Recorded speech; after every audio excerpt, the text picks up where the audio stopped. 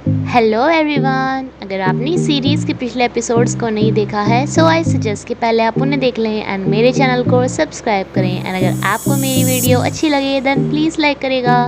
शीजिन शाओयान को बहुत जगह ढूंढती है लेकिन ये इसे नहीं मिलता एंड वापस आके देखती है कि शाओयान शाओ जून के लिए छोड़ के गया था शीजिन की सारी हैबिट्स लिख के, जैसे कि इसे किस टाइम क्या खाना पसंद है एंड साथ में इसका अब्रॉड जाने का टिकट भी। शाओ जून को भी अब काफ़ी ज़्यादा बुरा लगता है। ये इसे कहता है कि मुझे तुम्हारे असिस्टेंट को जाने नहीं देना चाहिए था। ये कहती है कि वो मेरा असिस्टेंट नहीं था, तो ये कहते हैं कि हाँ हाँ सॉरी, वो तुम्हारा असिस्टेंट नहीं था, ठीक है। शाओयान अपने घर पे भी नहीं जाता है अपने गार्डन में, जिसे ढूंढने के लिए शीजिन इसके घर पे जाती है।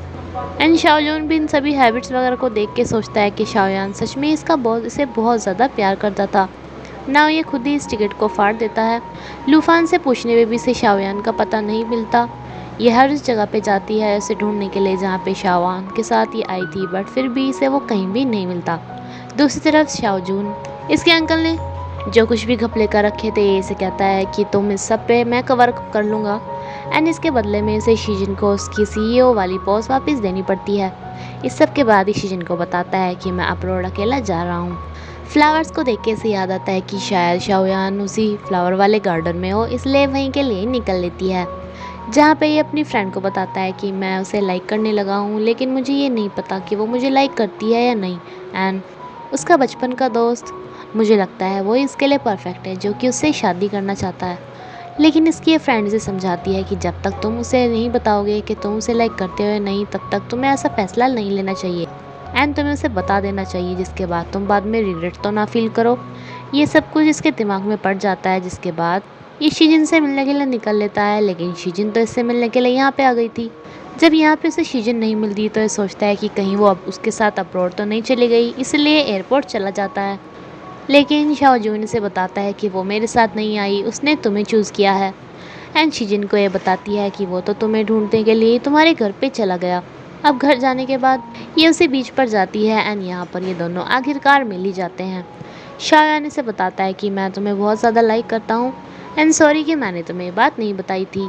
मैं डरपोक था, लेकिन आज मेरे अंदर हिम्मत आ गई है। देन शीजिन भी से बताती है कि हाँ, भले ही पहले मैंने तुम्हें कॉन्ट्रैक्ट के लिए अपने साथ रखा हो, लेकिन अब मैं बिना कॉन्ट्रैक्ट के भी तुम्हें अपने साथ ही रखना चाहती हूँ। यानी कि इनकी रिलेशनशिप अब से शुरू हो जाती है, जो कि एक दूसरे को हग्स एंड किसेस करते हैं। अब दोनों ये अपने बीच में से ये चीन की दीवार गिरा देते हैं, क्योंकि अब ये गर्लफ्रेंड बॉयफ्रेंड हो चुके थे। ये दोनों इसी टेंशन में रहते थे कि पता नहीं कब शाओयान इनके रोमांस को डिस्टर्ब करने के लिए आ जाए, क्योंकि उसकी रिलेशनशिप तो कभी अच्छी होती ही नहीं। लेकिन तभी इसे शाओयान का मैसेज आता है कि मुझे प्यार हो गया है शीजिन से एंड मैंने उसे प्रपोज भी कर दिया, जिस पे उन दोनों से ज़्यादा तो ये दोनों खुश होते हैं कि अब वो इन्हें डिस्टर्ब करने तो कभी नहीं आएगा। शीजिन अपनी कंपनी को दोबारा से संभाल लेती है सीईओ की सीट पर बैठकर एंड साथ में इसका अपने असिस्टेंट के साथ पूरा रोमांस भी चालू था। नाउ ये इसे एक डिनर पे लेके आता है एंड इसे बताता है कि मैं तुम्हें अपनी फैमिली से मिलाना चाहता हूँ। ये काफ़ी ज़्यादा घबरा जाती है कि फैमिली से, लेकिन इसकी फैमिली में सिर्फ लूफान एंड जूली ही थे। भी फर्स्ट टाइम रिलेशनशिप में था तो एक ज़्यादा ही केयरिंग एंड प्रोटेक्टिव बन के दिखा रहा था। ये इसे कहता है कि हम दोनों एक दूसरे से एक कॉन्ट्रैक्ट के तौर पे ही मिले थे, इसलिए मैं आगे भी एक कॉन्ट्रैक्ट करना चाहता हूँ, जिसमें ये डेली के कुछ टास्क कंप्लीट किया करेंगे, जैसे कि डेली फ़ोटोज़ क्लिक करना, डेली हग्स एंड किसेस, ऐसे ही बहुत सारे टास्क जिस पे ये साइन कर देते हैं। एंड अब ये दिन रात रोमांस ही रोमांस कर रहे थे, जिन्हें नहीं पता था कि इनके लाइफ में कुछ बुरा या फिर अलग भी होने वाला है। ये अपने डेली के टास्क कंप्लीट करते हैं, जैसे कि एक दिन में 10 हग्स, साथ में एक्सरसाइज करना, साथ में खाना बनाना, डेजर्ट बनाना, एक दूसरे के लिए कॉफ़ी बनाना, हॉन्टेड हाउस में जाना, जिसमें से एक टास्क आता है कि अपने पेट्स को देखने के लिए जाएंगे। लेकिन यहाँ पे आने पे इन्हें पता चलता है कि शाओयान की जो ये आंटी थी, इनके डॉगीज़ को चोर लेकर भाग गए हैं। अब ये चारों इन चोरों के पीछे भाग लेते हैं। अब ये दोनों इन सारे डॉगीज़ को रिलीज़ करना स्टार्ट कर देते हैं, जिन्हें चोर ऐसा बिल्कुल भी नहीं करने दे रहे थे। इस चक्कर में इनकी चोरों के साथ फाइट होती है। जायान को बचाती है शीजिन एंड जब शीजिन को बचाने की बारी आती है तो जाओयान को ये चोर चाकू मार देता है, जिसे कि हॉस्पिटल ले जाया जाता है एंड डॉक्टर इन्हें बताते हैं कि इसका बहुत सारा खून बह गया है, इन्हें बहुत सारे खून की सख्त ज़रूरत है, लेकिन उसका खून बहुत ही ज़्यादा रेयर है, जिसे गोल्डन ब्लड भी कहा जाता है। शीजिन को याद आता है कि एक बार इसके खून को डॉक्टर लेना चाहते थे, जिन्होंने इसे बताया था कि इसका खून काफ़ी रेयर है लेकिन इसने उस टाइम मना कर दिया था, बट अभी इन्हें कहती है कि आप मेरा खून ले लो। अब ये इन्हें बहुत सारा खून देती है। डॉक्टर इन्हें मना भी करते हैं कि सारा खून आप ही दोगे क्या, लेकिन जब ये रेयर था तो इसके पास कोई चॉइस नहीं थी, इसलिए अपना बहुत सारा ब्लड दे देती है। एंड इस ब्लड देने के साथ ही इसकी घड़ी जिसमें काउंटडाउन जारी था, यानी कि जो उल्टी चल रही थी, वो रुक के सीधी चलनी स्टार्ट हो जाती है, यानी कि जैसे बाकी नॉर्मल घड़ीज होती हैं। एंड ये उसी जगह पे पहुंच जाती है जहाँ पे ये अंकल इसे बताते हैं कि अरे वाह, तुम ऐसी कब से हो गई, तुमने प्यार करना कब से स्टार्ट कर दिया एंड लेने की जगह देना कब से स्टार्ट कर दिया। चलो, तुम्हारे अंदर ये बात आई इसलिए तुम्हारी जान बची, तुमने अपना टाइम किसी को दिया तो तुम्हें भी टाइम मिला, तुम अब अपनी लाइफ में अच्छे से रह सकती हो। एंड अब इसकी ये घड़ी भी गायब हो चुकी थी, लेकिन जब ये पूछती है कि जाओयान को क्या मैंने बचा लिया, तो ये बताते हैं कि नहीं, जाओयान अब नहीं तुम्हारे साथ रहेगा, वो अब इस बस में जाएगा और अगर तुम उसे रोकोगी तो फिर तुम ही हमेशा के लिए यहाँ पर रह जाओगी।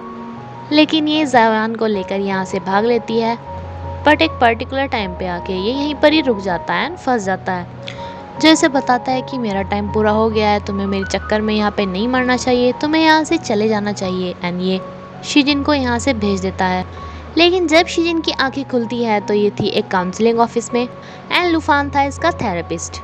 इसे समझ में नहीं आता कि ये सब क्या हो रहा है, तो लूफान यानी कि जो थेरेपिस्ट था वो इसे बताता है कि ये सारा कुछ 1-2 महीने पहले स्टार्ट हुआ था, जब तुम्हारे पापा मेरे से थेरेपी लेने के लिए आए थे। वो अपना सारा टाइम अपनी कंपनी को ही दे देते एंड उन्हें लग रहा था कि वो फिजिकल ठीक नहीं है, उनकी डेथ कुछ दिनों में होने वाली है।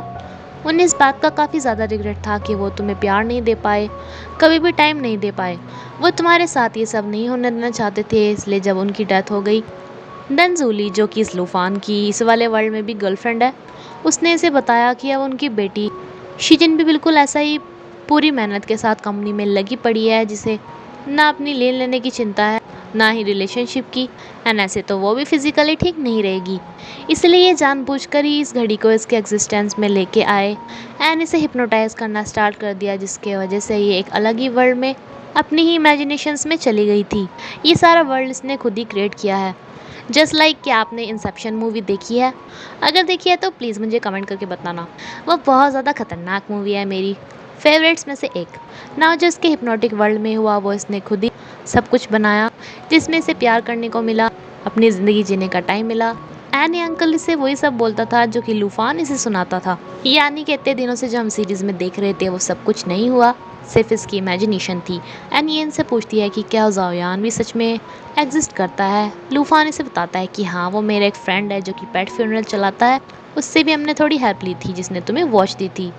ये सुनते ये दौड़ के इसके पास जाती है कि ये ज़िंदा है, जो इससे पूछती है कि क्या तुम मुझे जानते हो। एंड ये से बताता है कि हाँ, तुम लूफान की पेशेंट हो ना, उसने मुझे एक बार हेल्प के लिए बुलाया था। शीन से कहती है कि मुझे कुछ टास्क कंप्लीट करने हैं, तो क्या तुम उसमें मेरी हेल्प कर सकते हो। एंड ये जो टास्क अभी इसने जाओयान के साथ डिसाइड किए थे वो इसके साथ पूरा करती है, बट इसे रियलाइज़ होता है तो इस बंदे को तो इस बारे में कुछ भी नहीं मालूम, जो कि इससे प्यार भी नहीं करता है। इसलिए टास्क कंप्लीट होने के बाद इसे बोल के चली जाती है कि थैंक यू। लेकिन ये नोटिस करती है कि ये तो इसके पीछे पीछे ही आ रहा है। ये इससे इस बात का रीज़न पूछती है तो ये बताता है कि मुझे 2 मीटर के दायरे में रहना है ना। दरअसल ये खुद भी टास्क पूरा करता था, जैसे कि डेली फ़ोटोज़ क्लिक करना, यानी कि इसे सब कुछ मालूम था। इसे अपना जाओयान इस वर्ल्ड में भी मिल जाता है। इसी के साथ ये सीरीज़ यहीं पर ही ख़त्म होती है। फ्रेंड्स, प्लीज़ मुझे कमेंट करके बताना कि आपको ये सीरीज़ कैसी लगी। Thank you. एंड अगर आपको मेरी वीडियो अच्छी लगी है तो प्लीज़ लाइक करेगा।